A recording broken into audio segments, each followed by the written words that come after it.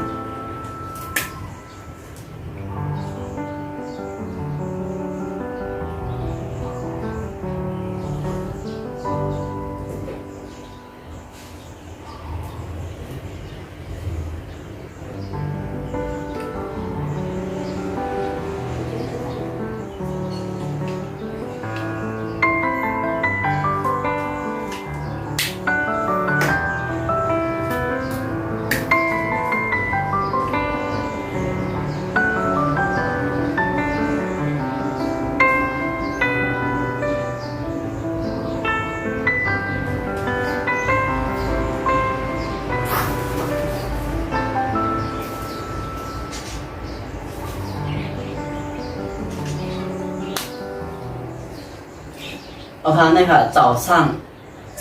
อันนั้นเนี่ยเดี๋ยวเลยเจอเข้ายาม5 โมงถึง8 โมงกลางเลยค่ะ早上เนี่ยเขาห้องเป็นไหนกันนะ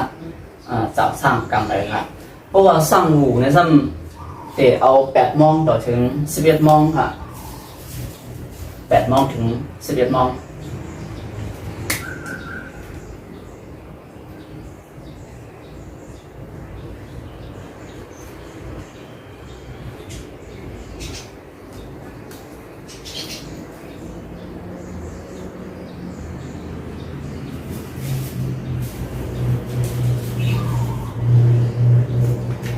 ในขณะ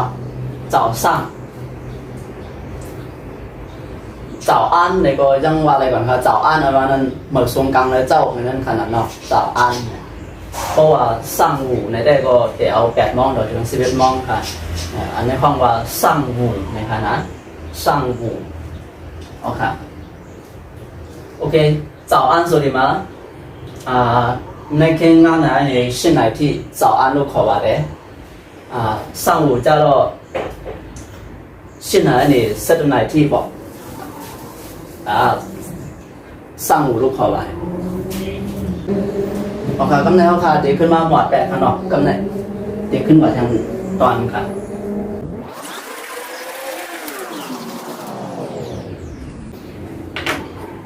กำเนิดค่ะเดี๋ยวขึ้นมาหลับนี้中午下午นั่นค่ะเนาะ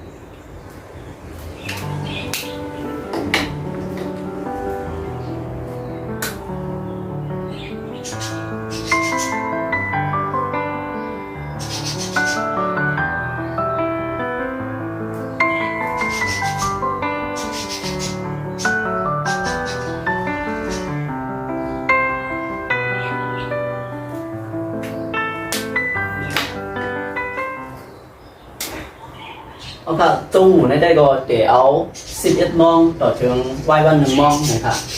จงหูกลางวันค่ะตอนกลางวันค่ะนะ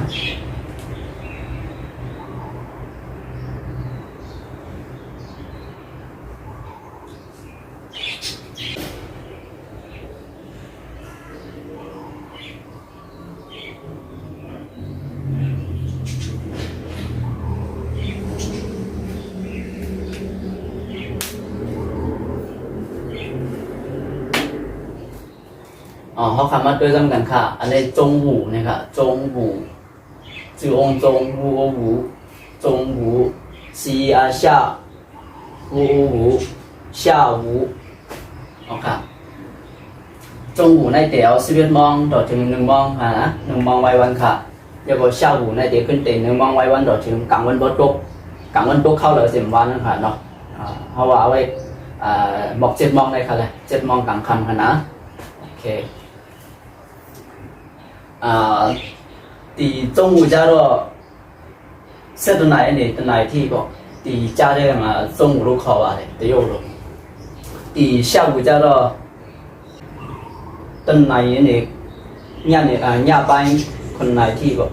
第加这个整个来说下午都烤完的。ก็ไม่ค่ะที่ขึ้นมาหมดแบบใช้ขึ้นลาดในทางกลางค่ำข้างนอก